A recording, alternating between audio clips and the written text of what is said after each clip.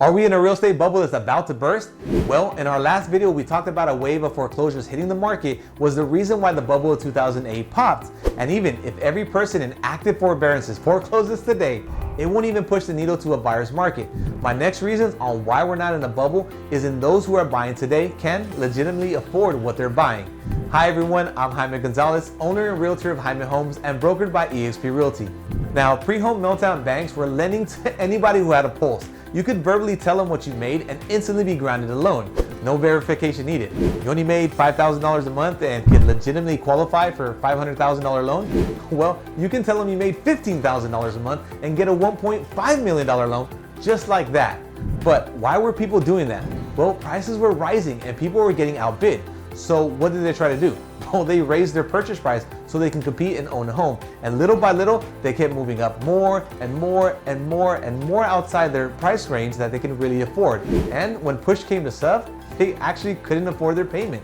Now, you mix that with toxic loan features that the banks were giving buyers, like interest-only loans, variable interest rates, loans that the principal balance would increase. Yeah, increase, not decrease. Even at worst, just stay the same? Nope. You would owe more every single year that you were trying to pay off your home. Now, because home prices kept going up, homeowners, well, they had more equity in their homes now. How nice would it be to be able to pull out $30,000 just to buy a new car or take a trip around the world? And you know you could get that money because the banks had no problem giving to you because they didn't even check if you can afford it. Homes were now ATM machines. People kept pulling money out more and more and more, and they kept owing more and more every day on their home. Now, taking an economy that's going bad and people losing their jobs, well, that's why a lot of people lost their homes. Bad bank practices, buyers really couldn't afford the payment, or the payment actually doubled. And since they were pulling so much money out of their equity, they owed too much on their house and it wasn't worth their balance.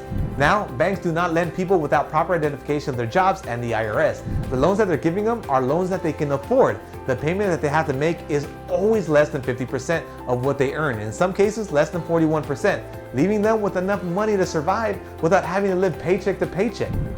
And there were no more toxic loan features. Homeowners were more educated and they weren't pulling equity out of the home. Although there are some cases of people running into financial trouble and losing their home, but the new way that banks are lending, it's not going to be a majority of the people. So with all that was the cause of the bubble to burst back in 2008. And today, we don't see the same elements in the bubble most people think that they exist today.